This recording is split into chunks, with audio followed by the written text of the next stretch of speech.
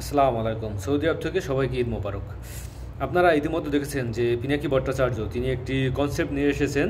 এবং সেখানে তিনি এই উপদেষ্টা পরিষদের একটি নতুন পদ নিয়ে এসেছেন, সেটা হলো উপ উপদেষ্টা। মানে প্রধান উপদেষ্টার পরেই যার অবস্থান সেটা হলো উপ উপদেষ্টা, এবং এই উপ উপদেষ্টার পদে তিনি তারেক রহমানের নাম প্রস্তাব করেছেন। এখন সেখানে আপনারা দেখেছেন যে তিনি বিস্তারিত বলেছেন যে আসলে কেন তারেক রহমানকে দরকার, তার যে আন্তর্জাতিক ভাবে কাজ করার যে তার অভিজ্ঞতা নেই, বা আন্তর্জাতিক মিডিয়ায় তার যে সাক্ষাৎকার নেই, তার লেখালেখি নেই,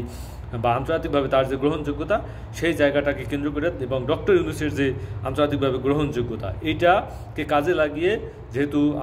তারেক রহমানের আন্তর্জাতিকভাবে ওইভাবে তেমন কোনো সস্তার ভূমিকা নাই, সেই জায়গায় আন্তর্জাতিকভাবে ডক্টর ইউনূস কাজ করবেন এবং বাংলাদেশের ভিতরে থেকে তারপর তিনি উপ উপদেষ্টা হিসেবে রাষ্ট্র পরিচালনায় তিনি সহায়তা করবেন। এই কনসেপ্টটা তিনি নিয়ে এসেছেন। এখন বিষয় হলো, এই যে উপ উপদেষ্টা পদটা যদি তারেক রহমানকে দেওয়া হয় এবং অন্য অন্য যে উপদেষ্টা পরিষদ আছে সেগুলোকে বিভিন্ন রাজনৈতিক দলের নেতাকর্মীদেরকে যদি এখানে অন্তর্ভুক্ত করা হয়, বিভিন্ন মন্ত্রণালয়ের দায়িত্ব দেওয়া হয়, যদি আপনি চিন্তা করেন যে বাংলাদেশের বিশেষ বিশেষ ব্যক্তিগণ, যেমন আপনি বেস্টের ফুয়াদের কথা ভাবতে পারেন, গণ অধিকার পরিষদের তারেকের, গণ অধিকার পরিষদের এই যে আপনার বিপিনুরের কথা ভাবতে পারেন, তারপর রাশেদ যিনি মানে এই বিপিনুরের পদে পরে সাধারণ সম্পাদক পদে আছেন উনি, রাশেদের কথা ভাবতে পারেন। তারপরে যে আপনার নতুন যে রাজনৈতিক দল আসছে, এই যে ছাত্রদের দল, সেখান থেকে কিছু উপদেষ্টা নেওয়া যাইতে পারে। তারপর আপনার এই যে জানেন মানে প্রাক্তন সেনা কর্মকর্তাদের একটা দল আসছে, ডেলেস খানের, উনি সম্প্রতি আসলে সোশ্যাল মিডিয়ায় ভালো ভালো বক্তৃতায় স্পিচ দিতেছেন, তো ওনাকে যদি নিয়ে আসা যায়। তারপর এরকম রাষ্ট্রের অনেক গুরুত্বপূর্ণ ব্যক্তি আছে, এদেরকে যদি নিয়ে এসে তারপর একটা সুন্দর রাজনৈতিক দল থেকে নিয়ে এসে তারপর একটা সুন্দর দল, মানে সরকার যদি এই উপদেষ্টা পরিষদে অন্তর্ভুক্ত করা হয় এবং যদি এদেরকে দায়িত্ব দেওয়া হয়, তাহলে কিন্তু দেখা যাবে বাংলাদেশের ভিতরে কোনো আপনার এই যে মানে যে বাধাটা এখন আসছে, যে সংস্কার না নির্বাচন না সংস্কার, এই জায়গা থেকে উত্তরণ করা সম্ভব এবং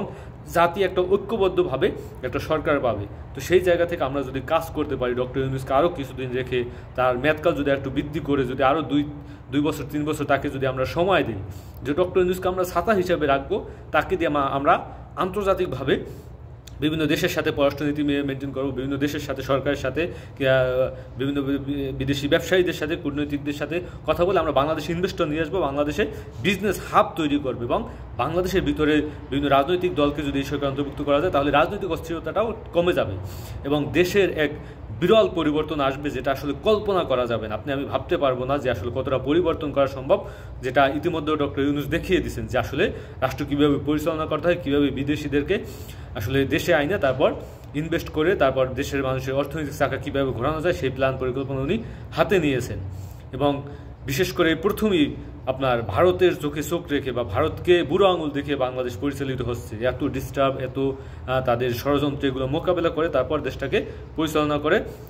ধাবিত করা হইতেছে যে কীভাবে আমরা উন্নতির দিকে যাইতে পারি। সেই জায়গায় যদি এই প্রস্তাবটা ডক্টর এই যে মানে এই প্রস্তাবটা পিনাকি এই প্রস্তাবটা যদি আপনার তারেক রহমান গ্রহণ করে, তাহলে উনি জাতীয় নেতায় পরিণত হবে, উনি বাংলাদেশের একটা অভিভাবকে পরিণত হবে, দলমত নির্বিশেষে উনি রাষ্ট্রের একজন মহানায়কে পরিণত হবে। এই সুযোগটা আমি ব্যক্তিগতভাবে মনে করি তারেক রহমানের লুফে নেওয়া উচিত। আপনারা ইতিমধ্যে দেখেছেন যে বিএনপির জনপ্রিয়তা তলানিতে ঠেকতেছে দিনের পর দিন। বিএনপির আপনার যে নির্বাচনের জন্য যে সরকারের প্রতি চাপ সৃষ্টি করা, বিভিন্নভাবে প্রোপাগান্ডা ছড়ানো, বিভিন্নভাবে বলতেছে যে সংস্কার এই সরকারের কাজ না, সংস্কার নির্বাচিত সরকার এসে করবে, মানে উদ্ভট কথাবার্তা বলতেছে, আবার বলে সংস্কার চলমান প্রক্রিয়া। এই যে উদ্ভট কথাবার্তা বলার কারণে বিএনপির জনপ্রিয়তা কমে যাচ্ছে এবং তারেক রহমান যদিও সামনের নির্বাচনে আসেও সেভাবে খুব যে আসন পাবে বলে মনে করেন এটাও ভাবা যায় না। হয়তো তারা সরকার গঠন করবে, কিন্তু পরবর্তী নির্বাচনে কিন্তু তাদের আপনার হবে তলানিতে। তো সেই জায়গাটাকে কেন্দ্র করে তারেক রহমানের উচিত এই উপদেষ্টা পদটা লুফে নিয়ে তারপর রাষ্ট্র সংস্কারে, রাষ্ট্র মেরামতে তার কাজ করা এবং ডক্টর ইউনূসের নেতৃত্বে ডক্টর ইউনূসকে মানে মাথার ছাতা হিসেবে ব্যবহার করে